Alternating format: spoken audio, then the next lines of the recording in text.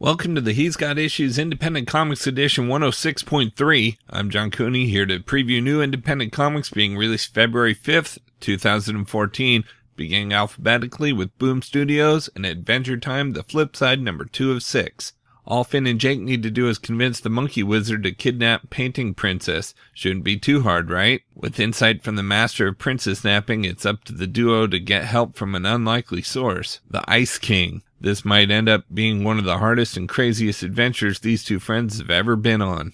Next, we've got Garfield number 22. Ever wonder what happens when Nermal gets shipped around the world by Garfield? This month, we'll find out, thanks to guest artist Sibylline Maynett.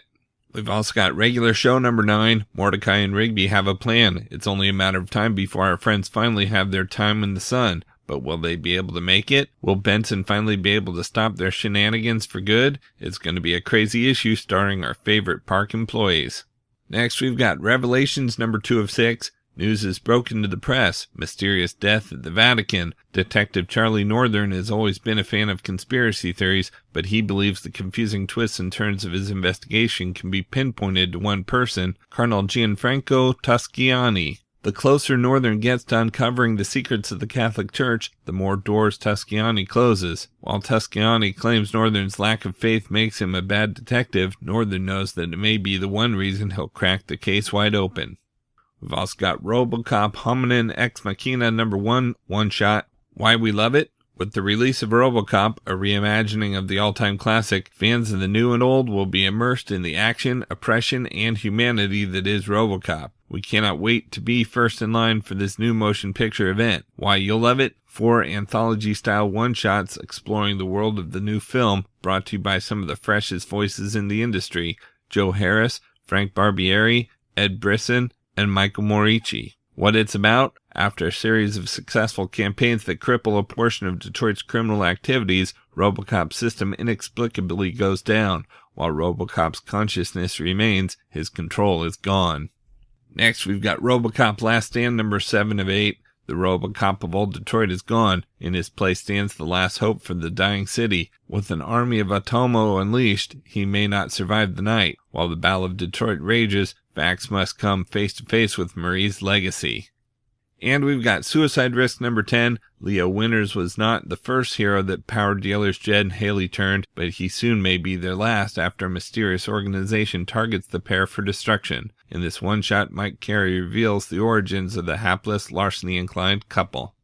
From Dark Horse Comics, we've got Bad Blood number 2 of 5. An unlikely ally aids our hero in the hunt for vampires. Using her expertise in the seedy underground, they travel to back alleys and dungeon haunts. But when the real vampires attack, will she become another casualty? Bram Stoker Award winner Jonathan Mayberry and Eisner Award winner Tyler Crook.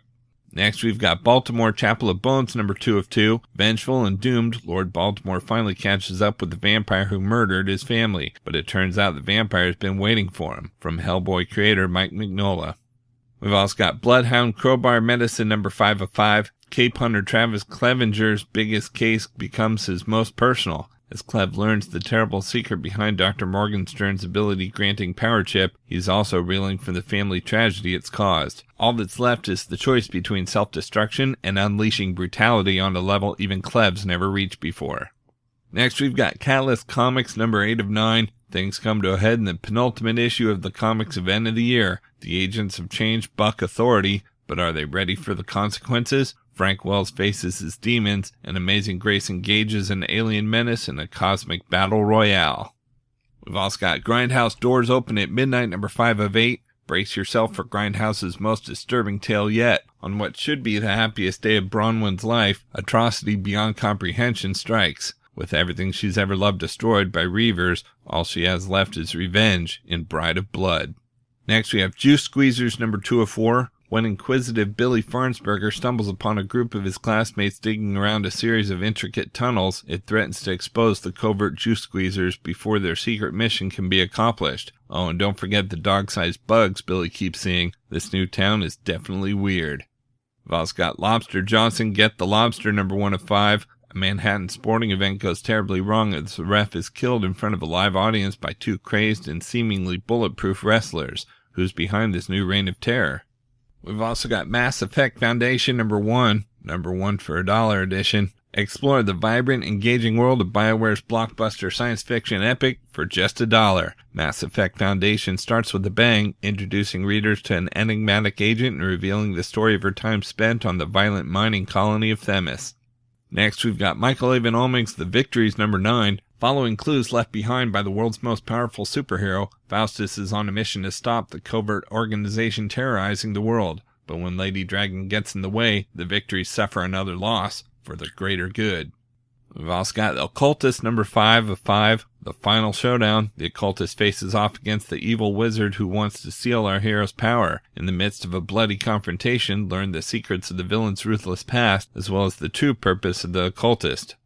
Next, we've got Robert E. Howard's Savage Sword #7. This latest issue packs in the sword-swinging action. The treacherous origin story of the swordswoman Dark Agnes continues, while Pictish King Branmok Morn clashes with an ancient sorcerer in Men of the Shadows Part 3. Frontiersman Breckenridge Elkins gets a rather rude introduction to civilization, and if that weren't enough, we have a 41-page John Buscema swashbuckler featuring Valeria the She-Pirate. We've also got the Star Wars #5 of 8. Remember the scene in Star Wars where the Sith Knight traps General Luke Skywalker, Princess Leia, Anakin Starkiller, and the alien Han Solo, and they have to fight their way free and steal an Imperial starship? No? That's because this is the Star Wars based on George Lucas's original rough draft screenplay. Experience a Star Wars that never was. And we've got Terminator Salvation, the final battle, #3 of 12. John Connor and his army of human resistance fighters have finally brought the battle to the machines, but a desperate chase is unfolding in the past that could render their valiant efforts futile. The fates of Skynet and John Connor revealed. From Dynamite Entertainment, we've got Codename Action #5 of 6. Infiltrating the secret island headquarters of the enemy, Operative 1001 and his allies manage to free the prisoners, and it seems that the day has been won. But when he learns the true identity of Dr. Thorpe, he discovers that the threat is much larger in scope than he had ever imagined, and that the danger is far from over.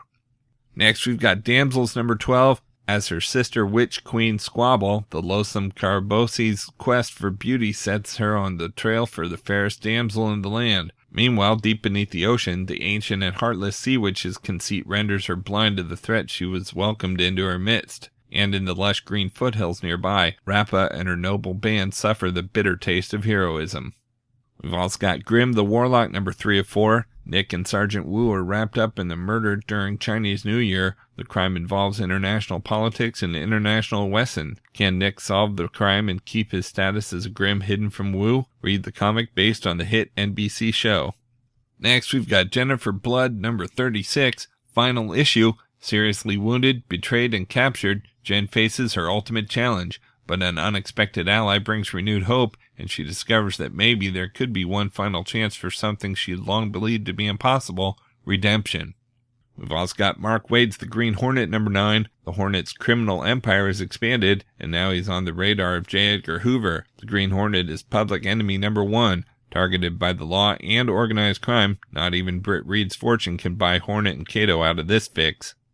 Next, we've got Noir #4 of 5. In the Labyrinth of the Templars, the Black Sparrow and Miss Fury followed the deranged villains Orlando and Minerva on a trail of lost treasure. Along the way, they dodged traps and pitfalls and learned of the Templar connection to the Mohawk tribe. Will the ladies be forced to join forces with the bad guys to attain their goal, or will one stab the other in the back at the first opportunity? Blazing guns, snapping bullwhips, and the looming shroud of betrayal await you in the next issue of Noir.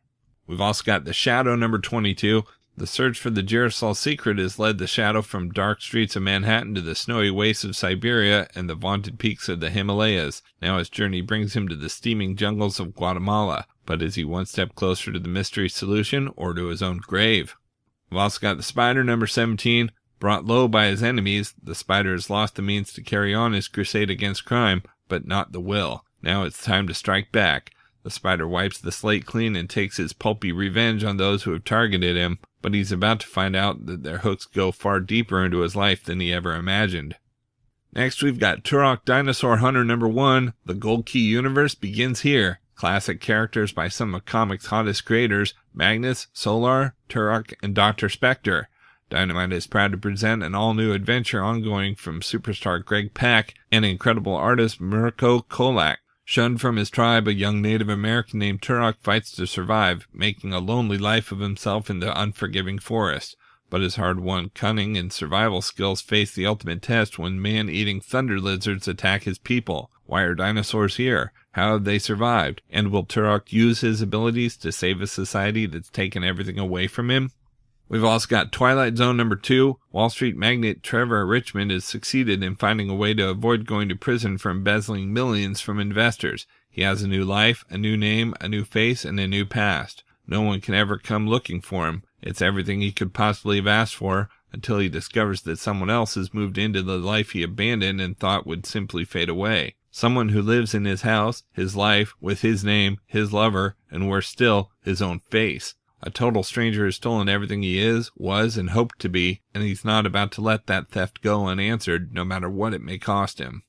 We've also got Vampirella number 38, final issue. Lock the doors and close the curtains, loyal readers. The time has come for the last Vampirella story. Who's telling it? Who's listening to it? And who saw it coming before anyone else? What will become of our beloved Vampirella and her vast array of friends, foes, and family members? It's the end of the world as we know it, for now. And we've got Warlord of Mars, Deja Thoris number 35. Following recent events, Deja Thoris has sheltered a young orphan, but she may have gotten more than she bargained for when the resourceful child proves to have her own agenda and escapes. Meanwhile, an assassin with a score to settle has set his sights on the same young girl. Deja must find her before the assassin does. From IDW Publishing, we've got Dead World Restoration number 3 of 4. A few leper survivors find out about the strength and ferocity of the Kraken, while Bowker must confront Moloch, and the two of them put their plans into motion. But are they really working together? Donna, still desperate to retrieve her daughter, sends a massive army of zombies to attack New Washington, continuing the saga of the long-running zombie classic. Next, we've got G.I. Joe number 13, The Secret History of Cobra Commander. Baroness leads Cobra's newest recruit, the enigmatic Siren, on a journey through the history of the earliest days of Cobra.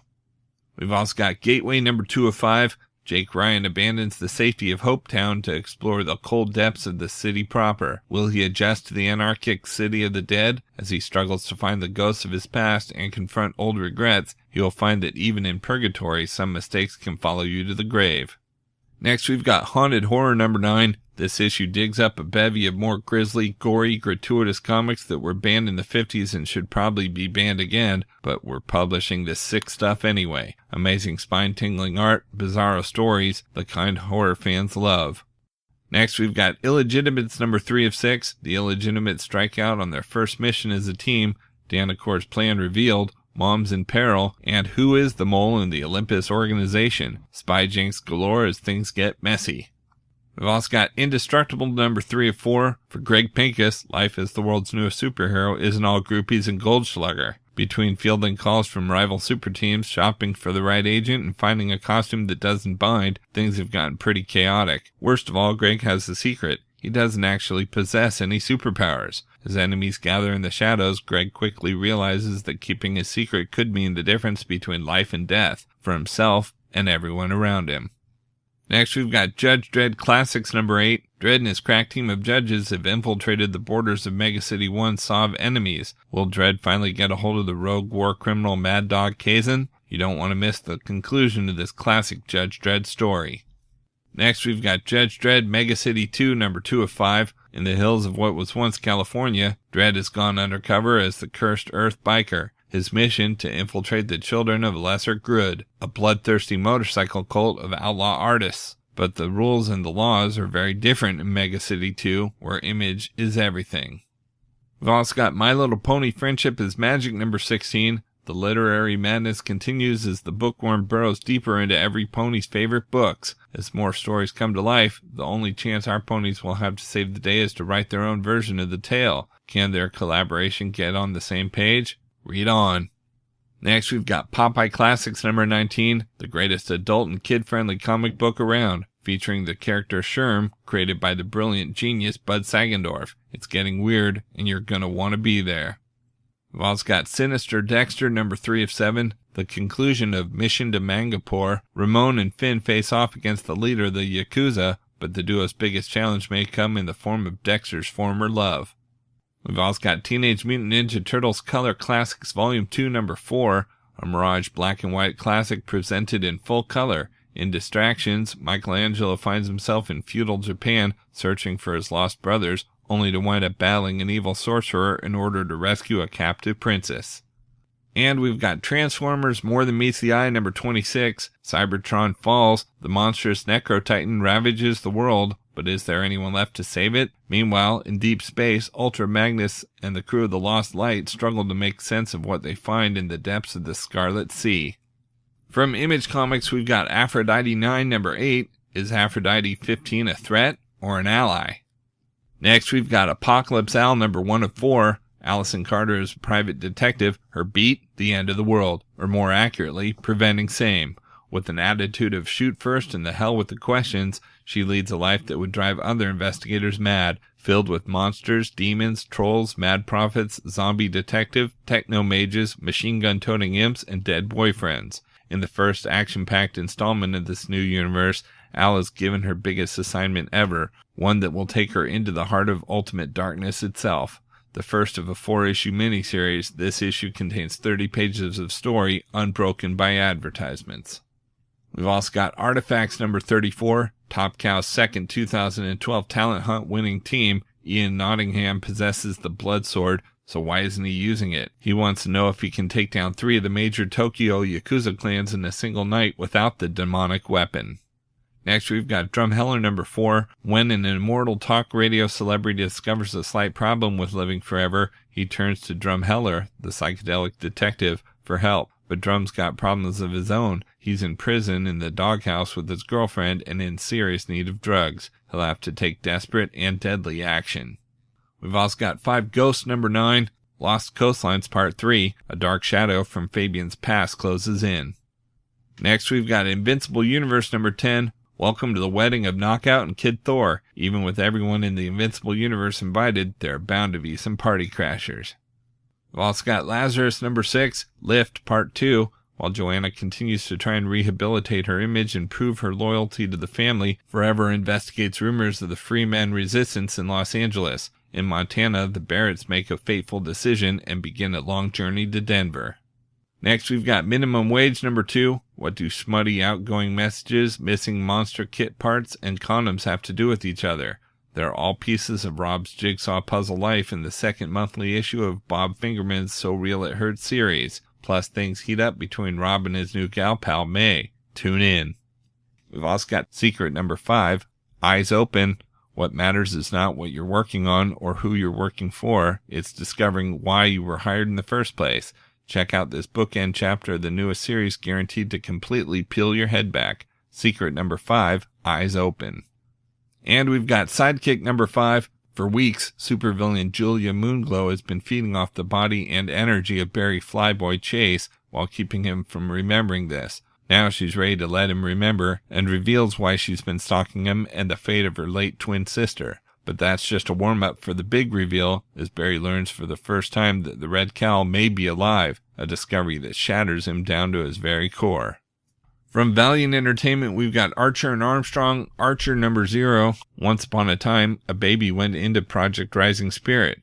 Who is Obadiah Archer? Where did he come from? And how can he do the incredible things that he can do? Which is everything, remember? Fresh from the shocking conclusion of the Sect Civil War, learn the startling truth behind Archer's origin with an exciting look into his past by Valiant superstar Fred Van Lent and fan-favorite artist Pere Perez.